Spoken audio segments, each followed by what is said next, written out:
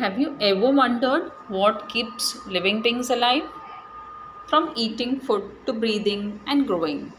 All these are called life processes. In this video, we'll explore the key life processes essential for survival of living organisms.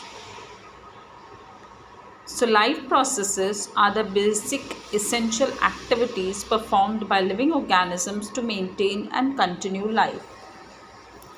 There are four major life processes. They are nutrition, respiration, transportation, and excretion. Number one, nutrition. Nutrition is the process by which organisms obtain and utilize food for energy and growth.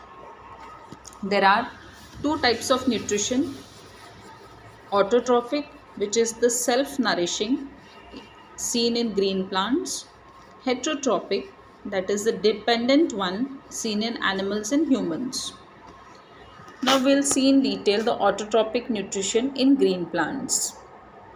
The process involved is the photosynthesis. It is the process where green plants make food using sunlight, carbon dioxide and water. It occurs in chloroplasts.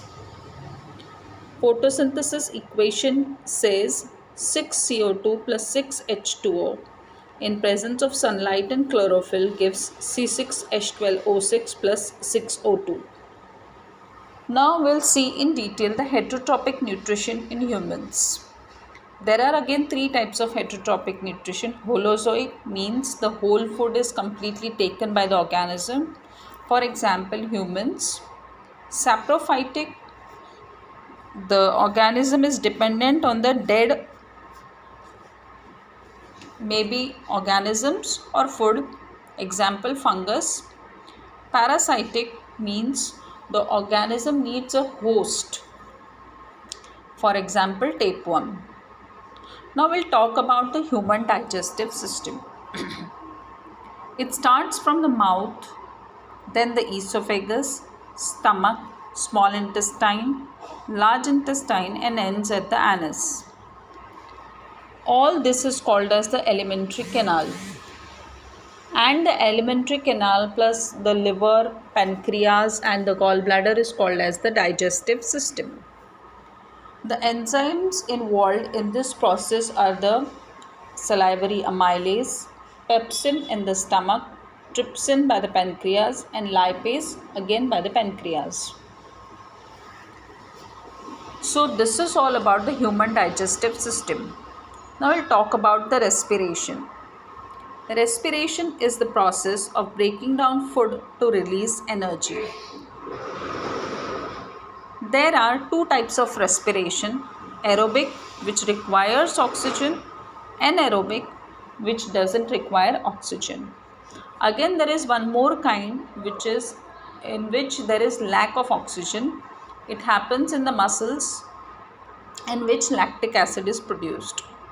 So we'll talk about the equation for the aerobic respiration. It goes C6H12O6 plus 6O2 gives 6CO2 plus 6H2O plus energy in the form of ATP. Here ATP means adenosine triphosphate. Now we'll talk about the human respiratory system. It is made up of the nostrils, that is the nasal passage. Then it is connected to the pharynx, larynx, then the trachea, then the bronchi. The bronchi further divide into bronchioles, and lastly there are balloon or sac-like structures called alveoli in the lungs. So this is all about respiration. Now we'll talk about the transportation. Transportation is the movement of substances like food, water, gases and wastes inside organisms. In humans, it is carried out by the circulatory system and the heart. The circulatory system consists of the heart, blood and blood vessels.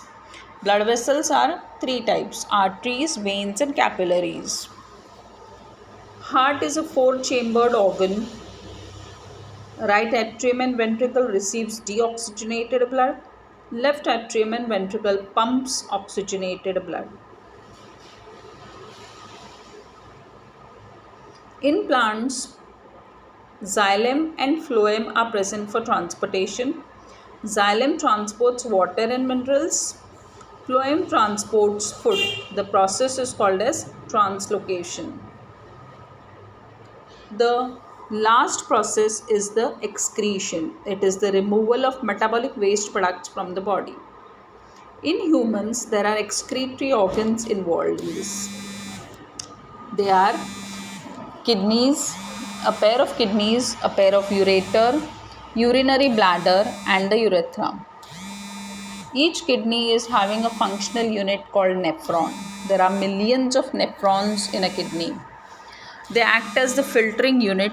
They filter the blood which comes from the aorta and remove the waste products in the form of urine.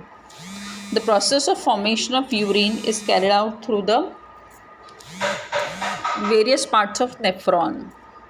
So, there is removal of urea, excess salts and water.